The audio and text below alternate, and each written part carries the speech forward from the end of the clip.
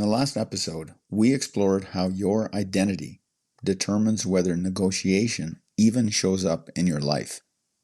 When identity is unclear, negotiating with reality fills the gap.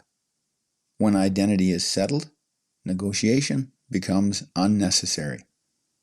Today, we're going deeper into the mechanism that makes identity stick, the binding power of your own word. Because here's the thing, your word is the first law governing your behavior. If your word is optional, your behavior becomes optional. And if your behavior becomes optional, the quality of your life becomes a matter of chance, dependent on others and any random circumstances. Hey there, it's me, Core, and you're listening to Exercising Self-Control from Fitness to Flourishing. Most people think of, in quotes, keeping your word as something external, usually as promises made to others. But the most important promises are the ones you make to yourself when no one else is involved. And for most people, those promises are the easiest to break. Why is that so easy and such a common practice? Because they believe breaking their own word has no consequence. But as we've already established, consequences don't disappear just because they are internal. When you break your own word, you pay the price in identity. You weaken your sense of who you are. You reinforce inconsistency. You erode self-trust, becoming someone you can't rely on. You teach yourself that your own word is optional. You lose your virtuous individualism, following common custom instead of your own well-reasoned thinking. These are often primarily considered moral failings. The thing about that is, morality, in virtue ethics, is the practical wisdom required to navigate reality to achieve a life well lived. And practical wisdom takes into account reality. To keep to the theme of this series, we are looking at these failings as causal consequences. There's the reality alignment principle again. When you break your word, you are not violating a man-made rule. You are violating reality. You are attempting to claim the identity without performing the actions that express it. You are trying to get the effect without the cause. And reality does not negotiate. This is why making your own word binding is the foundation of the non-negotiable mind. Let's break this down. Your word is the mechanism that binds identity to action. Identity is not a feeling. It's not an affirmation. It's definitely not a vision board. Identity is a contract, a causal contract between who you say you are and what you actually do.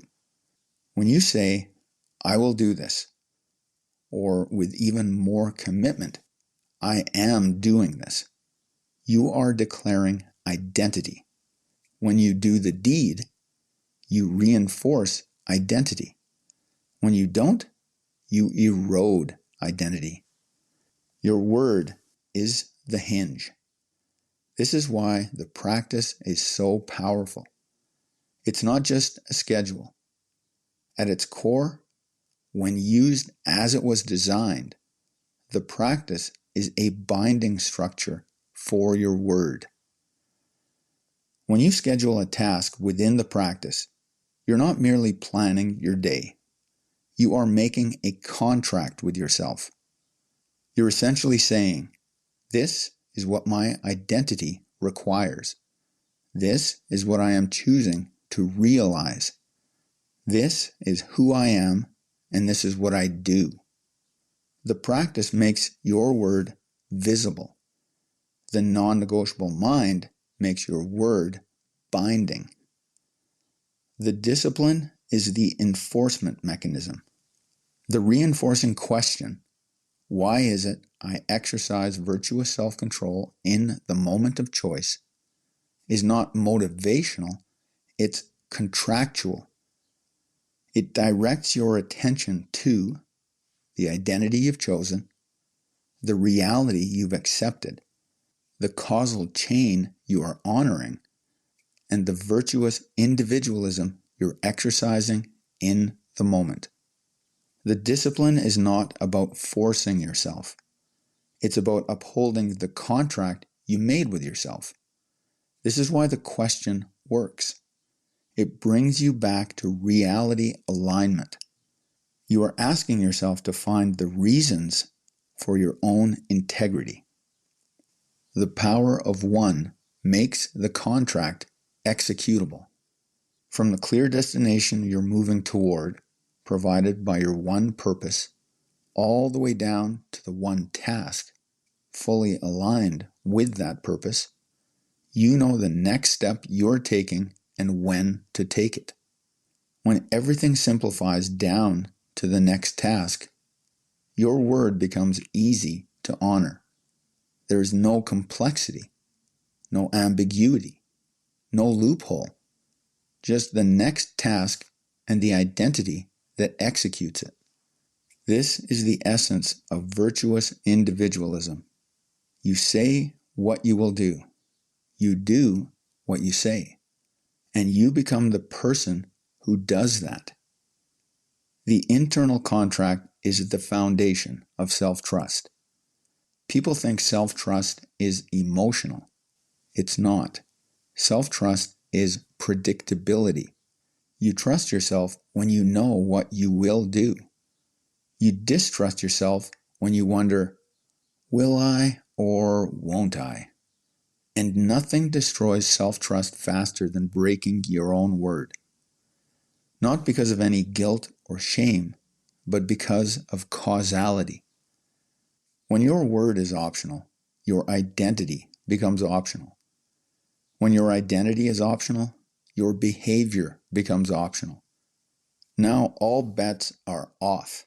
You have no idea who you are, as if you're depending on a stranger. Will they show up on time? Will they follow through? Will they let me down when I need them most? That's no way to live. This is why the non-negotiable mind matters. It's not about showing how disciplined you can be. It's not about being the most motivated. It's not about being productive all the time. It's about governing yourself. It's about becoming someone whose word is binding. Not because of any pressure you bring to bear upon yourself, but because of identity. Because you know who you want to be and choosing to be that person in the moment of choice. In the next episode, we're going to explore how to train the non-negotiable mind through the practice, how to use the discipline to reinforce it, and how to build the internal architecture that makes consistency inevitable. We'll shift from philosophy to methodology. Keep this in mind going forward today. Your word is the first law of your life. Make your word binding, and your identity becomes unshakable. That's it for today. Catch you next time.